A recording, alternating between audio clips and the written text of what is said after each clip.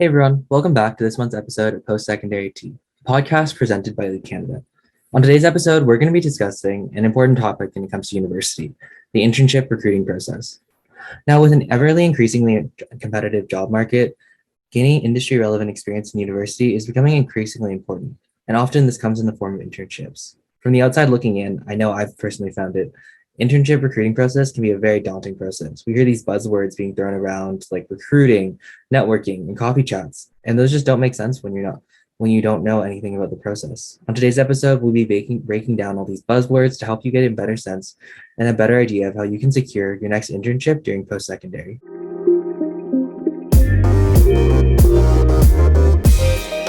All right, so on today's episode, we're excited to be joined by Maggie, who's a first-year student at the Ivy School of Business, just to talk a bit about internships and how to find them during university. Maggie, do you want to give a quick introduction? Yeah, for sure. Thank you, Noah, for having me on the podcast. It's a pleasure to be here today. And like Noah mentioned, I'm in my first year at Ivy Business School, and I've done internships in law, consulting, and product operations. So that's a little bit about me. Happy to talk about internships in this podcast for sure. Awesome, great introduction. Now going into our first topic here, just about finding internships in high school. I know, especially when you're applying to university and stuff, you hear about these kids who have internships and stuff and all that, and it can seem a bit daunting. Is it possible to get an internship in high school from your experience or background? Yeah, I think in terms of internships in high school, you definitely can get them, but they're not very, very common. Some banks or a lot of nonprofit organizations will hire interns during the summer of your grade 11 or grade 12 year. And they can be paid or unpaid though. So that I think that's kind of the only caveat. I know there's a ton more in the US than there are in Canada, but I think for Canadian students specifically, it would be worth looking into nonprofit organizations that are looking for summer interns in business development or marketing, for example. But I think just a point about internships overall is that they are a really, really great way to gain real world and hands-on experience in industries that you are interested in. And it's definitely an opportunity to find out what you like and what you don't like doing. And also it's a great opportunity to build really, really meaningful connections early on and find a mentor who can potentially guide you through that process and guide you in the right direction as well. Yeah, for sure. That's some good insight. And I guess the next question I'm sure a lot of people are wondering is, do you need an internship in high school?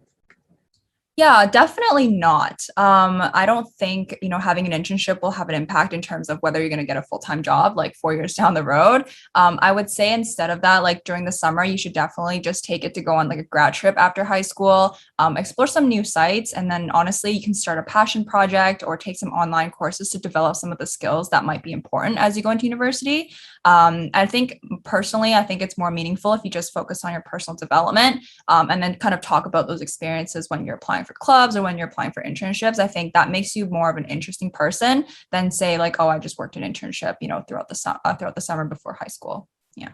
Yeah, for sure. And then I guess also, especially when it comes to applying to university, what other opportunities can you do get involved during high school to help you stand out? Yeah, I think other things that you can do during high school is like start by, for example, like making a LinkedIn account, honestly, regardless of your major, like find current students at the current university who are 1 to 2 years actually above you, and then just connect with them on LinkedIn and ask them about sort of your journey. Look at clubs and experiences that they've been involved in the past, like whether that was through high school or like first and second year university, and just see which ones you can start getting involved in now. And then also, I think something else that you can do is like start reading the news, look at like some of the trends or see what future employers might be looking for in terms of like your skills, and then use your free time to pick up on some of those skills. Yeah, for sure. Those are some good tips. And now kind of moving on to the more university side, especially like clubs and stuff, which is obviously a big part and can play a huge role in securing internships. So what kind of opportunities from your past experience have you seen are available to university students in terms of clubs?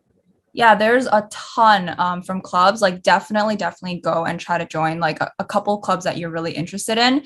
I think like definitely just join clubs, first of all, that's relevant to the industries that you want to work in. So whether that's like healthcare or like business or technology or entrepreneurship, there's definitely going to be a club for each one of those areas.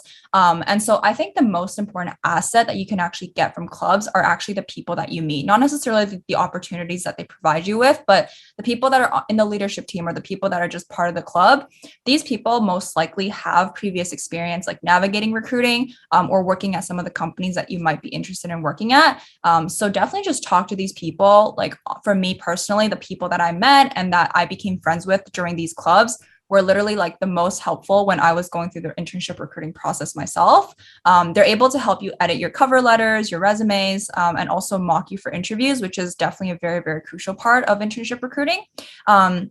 Something else that clubs usually do is like they also work with external clients or companies to set up like formal internship programs during the school year. So for example, at Western, the Pre-Business Students Network and the Western Marketing Association both offer internship programs for first and second year students. Whereas some other clubs, for example, like consulting clubs or finance clubs or entrepreneurship clubs, they do work with external partners to run projects that you can consult as kind of an analyst. And then you do real analysis and research and recommendations for real companies, which is also a very, very valuable experience.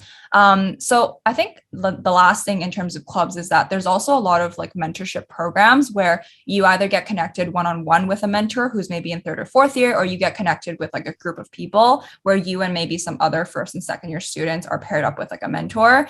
And again, right, like connecting with people that have been in your shoes is a really valuable opportunity.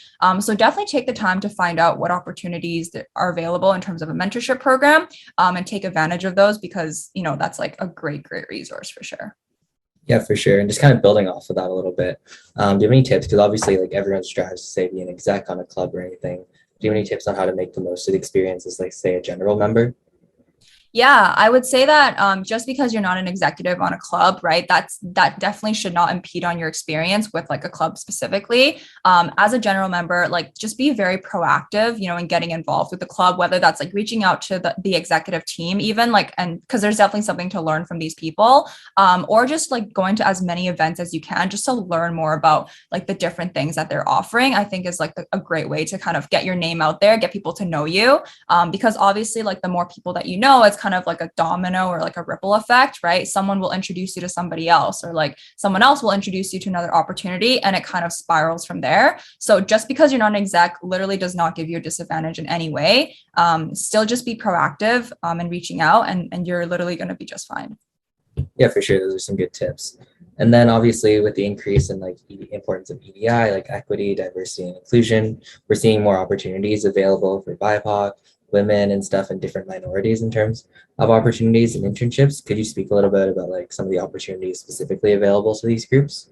Yeah, of course. EDI is definitely a very, very, very important topic in today's society. And I know a lot of companies are doing a lot to make sure that they're kind of in line with those as well. So I would say the first one is try to be on the lookout for diversity programs specifically. There is a ton of them, especially for second year and third year students, in terms of the recruiting process. So I know that in finance, if you're interested in pursuing that as a career, there's a ton of like sophomore diversity programs that are focused specifically on hiring like BIPOC or women and minorities. So definitely check those out. And then also for female identifying individuals, the Flick Apprentice Hub. The website should be weareflick.com. It's a really, really great website where it's super helpful if you're just getting started on finding an internship opportunity. I personally used it in first year and second year, actually, just to find opportunities to get involved in like specific industries that I was really into. I was able to connect with a lot of female founders in literally like all the industries you can think of, like law, healthcare, technology, consulting, real estate, and so much more. And Flick is really a place where you can work directly with a female founder and like a CEO and really work on high impact projects as a first and second year student, which is very, very, very rare. And there's honestly no limit to the number of founders you can actually work with. And I think it's like a great way to kind of explore your interests and get that hands-on experience to set you up well for that like big company internship, for example, later down the line. For sure, those are some good tips there and good resources to check out. And now kind of moving more on to like the application for internship side. Now let's say you have that experience or you feel a little more confident, you're ready to apply. Can you walk us through a little bit about what a typical application process looks like? Yeah, of course. So a normal application process for internships. So applications usually roll out mid-November to early December, mid-December. And usually these ones are like the big companies. So the big banks, for example, or like just the big companies that are within the industry that you're interested in. Applications are usually due around Christmas time or early January. So I would say like, because a lot of these are kind of on a rolling basis, like don't wait until the last minute to apply. Usually what I like to tell people is like, try to apply like close to as soon as the application drops. You kind of want to be in the first cohort of applications that they look at. And so that's kind of the application portal, this side of it. And then after that, you would have to submit, your resume, your cover letter, your transcript, and then fill out like a couple of questions on their application form, which should be directly on the company's website. Awesome. Yeah. And then do you have any tips for when you're writing that written application, things you can do to help stand out? So I think the first thing is definitely, research the role that you're applying to, right? There's like so many different roles. And honestly, the HR manager, the recruiter is going to look at how you as an individual and how your experiences will align with the role that we're recruiting for, right? Like they don't want to hire someone with no experience or like no interest in what they're recruiting for. So definitely make sure that you're in your resume and your cover letter, you're really showing that unique interest and a passion for that role, and just tailor your experiences to that role as well. And then the second thing I think I would say in terms of tips for the written application is, again, like find past interns to go over them, edit them, give you some feedback in terms of how you can improve, because as a past intern, they obviously know what the company is looking for. And so they can help you kind of tailor those experiences to the company as well. That's good to know. And then, so once you've made it through that written applications phase at stage and you have the interview, what are some tips or like what are some experiences you did to help prepare you for your interview? Similar to the written application process, I would start by researching the company that I applied for first. So looking at the team that I've applied to, are there any recent projects that they've been working on? Also connecting with the people in the team. So again, using LinkedIn as a way to leverage that, finding current employees in the team that I'm applying to, asking them about, what projects they've worked on, how they've liked it, any challenges that they faced. So I can kind of speak to that in my interviews and really demonstrate that I've done my research and I have an interest in this aspect is really helpful. Also look into the culture of the company. I know culture is kind of like a taboo term. It's really hard to just say, oh, like the culture of the company is XYZ, right? It's really hard to actually describe it. But I think like questions that you can ask involve like, oh, what does the team like to do on a Friday night? Like, do you guys like to go out? Like, how do you connect with one another, especially in a virtual world? Like, what do you do as a team to try to stay connected on a more personal level, right? Apart from the work that you're doing. And that's how you would know whether like you as an individual would fit in well with the team. And it'll really show in the interview as well. Sometimes before the interview, they'll also send you the names of the interviewers. So, go on LinkedIn, go and stalk them, see what their past journeys are like. And when they ask you, do you have any questions for me at the end of the interview, you have something to talk about, right? Oh, I noticed that, you went to this country for a little while and then you came back to Canada. Like, how was that experience? I'm really curious. Like, people love talking about themselves, right? So definitely try to do that. And then I think the last thing in terms of preparing for interviews is like practice. Like I remember sitting in front of my mirror, like I had like my stuffed animals lined up, and I would just talk to my stuffed animals, right? Pretend that they were my audience, but obviously also doing mock interviews with like my friends and upper years just to get kind of that like one-on-one personal interaction. So I could get some feedback as well before my real interview. Yeah, for sure. I think LinkedIn's one of the only places where stalking can be a good thing here. Definitely. And I guess what is one thing, actually, sorry, jumping back one bit. So specifically with consulting interns in interviews, I know we've heard a bit about that. How do those kind of differentiate themselves from like other interviews and stuff? Yeah, so consulting interviews are kind of their own breed. And the reason why I say that is because apart from just the typical behavioral interviews where they ask you, oh, like, what would you in this situation? Or like, tell me about a time when you like did XYZ. A consulting interview also comes with a component called a case interview. And essentially what the case interview is that you as a candidate will be presented with a problem that a company is facing. For example, whether it's a revenue decline or they're looking to enter into a new market. And you as the candidate will actually have to walk the interviewer through your thought process in terms of how you would approach that problem. What are some potential solutions, or what are some of the things or the considerations that you would keep in mind as you're navigating this problem that's been presented to you, and then ultimately provide a final recommendation to your interviewer or like your client, right? Because consulting is so focused on that sort of side of research and recommendation. Like obviously this you could see why this is like a typical interview for consulting interviews. So yeah, that's kind of how it differs from other interviews where it might be just more behavioral focused. Consulting definitely has that little technical aspect to it. Yeah, for sure. And I guess now that you've gone through a couple interview cycles and application cycles, what is one piece of advice you wish you knew when you started? Oh, I actually have three pieces of advice. I think the first one is I wish that I looked into opportunities in different companies earlier. Because I think for me, when I started applying to the companies that I did apply for, I realized that I had already missed out on a lot of them. And I could have maybe learned a little bit more about the other ones had I known I should have done that. The second one is really making a list of internships to track because I think like it's like obviously it's like very obvious that you should do that, but I honestly didn't do that when I first started, and it was really hard for me to keep track of like, oh, which companies have I applied to, what's the status of those, and I think it would just make it a lot easier on yourself if you had something like that. And then the last thing is I definitely wish I talked to more past interns and started building on like those relationships earlier on, because whenever you have like a quick question, you can just be like, hey, like quick question, what should I like, what do you think about like this and this experience line I have on my resume, right? Instead of like going through the formal process of, hi, XY person, my name is blah, like I'm interested in applying to this. Oh, by the way, can you please look over my resume? Like it just comes a little bit more natural if you start building those relationships earlier on. Yeah, for sure. And I guess kind of building off some of your recommendations and like advice from there is where do people normally look for internships and stuff? Because I feel like even just finding them can be a bit of a daunting process.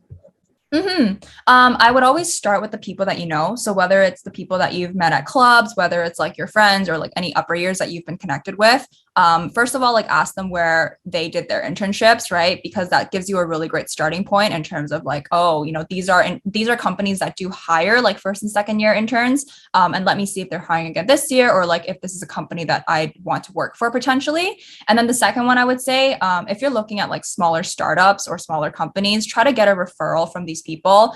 Or like if you notice that they do generally hire interns, you can even just send like an email to the CEO or like whoever's maybe in charge of their recruiting, and say, hey, like I noticed that you have hired past interns. I'm interested in learning more about it. Can you tell me a little bit more? And then the third one is also LinkedIn. If you just go to jobs on LinkedIn and you search like summer intern, usually a lot of job postings will be there. So you can definitely take a look into that. And I think those are, yeah, some great ways to start in terms of looking for internships.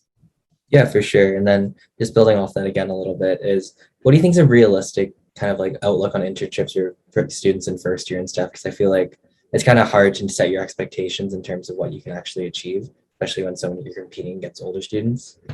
Yeah, that's a great question. I think for first year students, like usually it's better. I would recommend to start working with a startup or like a smaller company just because you learn a lot more actually in these environments. It's not even about like having a big name internship or a big company internship. Like those can come further down the road. For a first and second year student, I think if you have the experience working at a startup, it shows that you've been able to take on a lot of great responsibility and you've been able to like kind of understand how a company works, and what are the important elements that tie a company together, which will set you up really well in the future. So I think just focus on building relationships with these like startups or like smaller companies just to get that real world experience.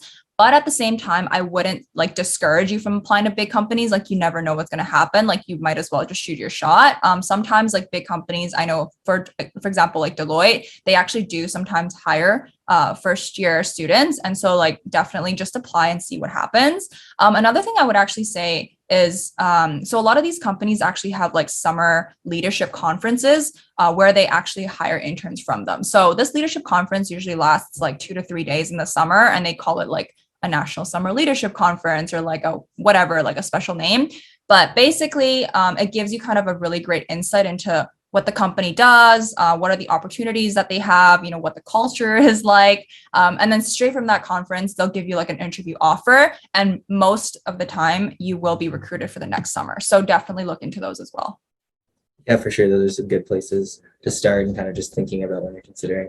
And then you mentioned a lot about like startups versus big firms, and I think you've touched on it already quite a bit. But from your past experience, what do you think are some of the biggest differences in like working in a startup environment versus working on a big firm? Yeah, so I definitely did touch on this a little bit before, but I think I can definitely do like a straight comparison between the two. So in a startup, your ideas that you bring to the table are definitely heard and in most cases are actually implemented. Even if it doesn't work long term, like that whatever you brought up is going to be tried out by the company. The second one is again like lots of opportunities for personal development. You have a super tight knit community who's there to support you, and you do get to know people that you're working with very, very well. And generally in a startup environment, it's very, very fast paced. Things get done very, very fast. And like I mentioned earlier, you can do a lot in a very short amount of time. Whereas in a big firm, like the benefits are that, there's better compensation, like you get vacation days, you get snacks, you get to travel a little bit. And obviously you have that big name credibility on your resume. And also you get like a huge network of people, right? Because maybe it's a global firm, you're able to network internally with like managers or partners. And I think something that's really, really important is that you actually learn about the company procedures and policies that can produce really, really great work for the clients that they're serving. However, the downside to like a big firm, for example, is that there's a lot more hierarchy and there is like a formal feedback or performance review process that can feel at times like a little bit restricting. Yeah, for sure. Those are some good, straightforward comparisons just to understand the differences. And now I know you mentioned it a couple times now, but like you worked at Deloitte, obviously, and your past summer internship in consulting. Can you tell us a little bit about what a typical day in the life would look like? Yeah, sure. So my internship was a virtual internship from home. Usually what would happen is like I would wake up in the morning, maybe I have like an 8 a.m. or 9 a.m. start. Usually we have a team meeting to discuss kind of the team progress. And then also we look at the agenda for the day, what everybody's working on in their specific work streams, and then also any major announcements that the team needs to know. And then I would work independently for a few hours, just like, on research or on slide deck building or other things like that. Grab lunch. And then usually in the afternoon, I have like client meetings. So whether that could be like a workshop or a presentation or just like a informal feedback session from the clients on our progress.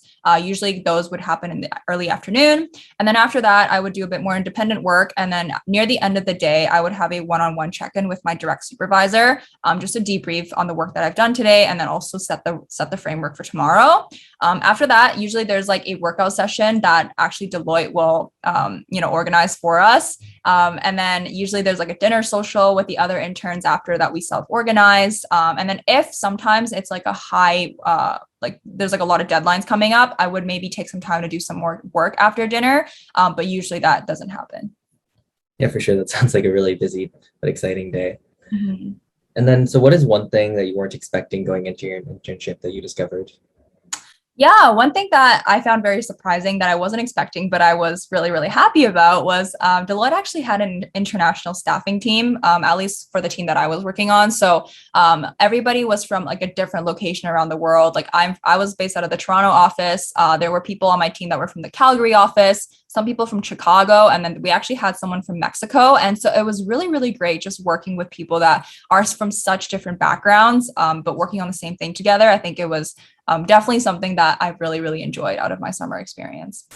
For sure. And then how did you find it actually working from home and stuff? Because obviously the ideal environment, that office life and stuff would be a really cool experience. There's like definitely pros and cons. So I think like the pros is that there's definitely a lot of flexibility in terms of how you schedule your time. And then also, because you're at home, you kind of get to plan out your days a little bit better. And the days do feel a little bit longer. The cons is I think the first one is because of that flexibility as well. The burnout is quite real. So it's really hard to have like a defined boundary between working and life.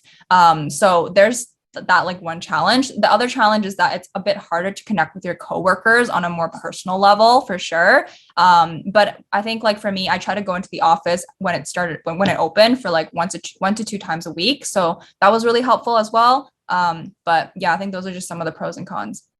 Yeah, for sure. And then I guess building off of that is, what would one thing you'd probably do differently now that you've had this internship experience? Yeah, I think one thing that I would do differently is try to connect with other project teams more and just learn about what they're working on, because I know that especially in consulting, obviously it's different for every industry, but in consulting, everybody is literally working on something different. I could be working on a project with like a property management company and somebody else could be working on like a big name retailer. And obviously, as you can imagine, like those would be very, very different types of projects. And so I think it would have been really interesting if I learned a little bit more about what that project was and what they were doing. And I think another thing I would do differently actually is try to get staffed on more than one thing, or like just try to ask for responsibility in different things within an internship, because an internship is obviously an opportunity for you to explore like different things instead of like being stuck on one thing. So if you've noticed that, you're kind of stuck on the same thing for a prolonged period of time, maybe bring it up to like your managers or your supervisor and see if you can get switched to a different project, just to get more of that exposure that you should be getting in an internship. Yeah, for sure. That's some good advice. Now, other than that, other than just like your average, typical tasks and stuff, how can you make the most of your internship experience? I think there's three things I would say. The first one is try to get to know some of the other interns. Actually, I think it's really exciting when you meet somebody else who's like the same age as you, like 18, 19, 20, right? And then you guys kind of have a common language as opposed to trying to talk to someone who's like 26, right? Like you're going to be talking about really different things. And I think it's just a lot more fun when somebody can relate to you on like that level as like a 19-year-old, 20-year-old working at a big company. The second thing I would say is try to find other opportunities that you can get involved in outside of your project work. So for example, there's a lot of committees. There's like volunteering opportunities. There's also like just a bunch of ways to get involved within like a big firm, for example. So I would say do that. And then the third thing is definitely try to chat with partners and managers. Some firms actually have a very flat hierarchy where it's like there's no problem if you just want to book a time with a partner or a manager just to learn about kind of like their journey to the company and why they decided to stay. I've met some really, really interesting people who have left the firm for like 5 or 6 years because, they were like, oh, I want to try something new. And then they actually came back to the company just because of, for whatever reason, right? Whether it's like, oh, the people's great or like the benefits are amazing, or they just miss like working in that sort of project environment. So it's really interesting just to like learn from people that were previously in your shoes like 10, 20 years ago. So yeah, those are some of the things that I would say to make a great experience out of your internship. Yeah, for sure. Those are some good tips. And then is it a common question I'm sure a lot of people have is it possible to get a full-time offer from your internship? Very, very, very, very possible. So usually after you do a summer internship, you will get a return for a full-time offer if it's your penultimate year. But if you're working in an internship, say, for example, in your first or second year, they could potentially give you a return offer for the next summer. So, but obviously that's dependent on like, your work ethic and the great work that you do. If your performance review ends up with like your manager telling you, hey, like, you didn't do anything this summer, like, I don't think that's very possible. But as long as you're putting in the effort and as long as you are doing great work, I don't think there's a problem with you getting a return offer for next summer. Yeah, for sure. That's a good thing to hear. And then my last question in terms of like your past internship experience. You mentioned it a little bit before, but what tips have you learned about how to maintain that work-life balance? Because I think that's something everyone wants to do.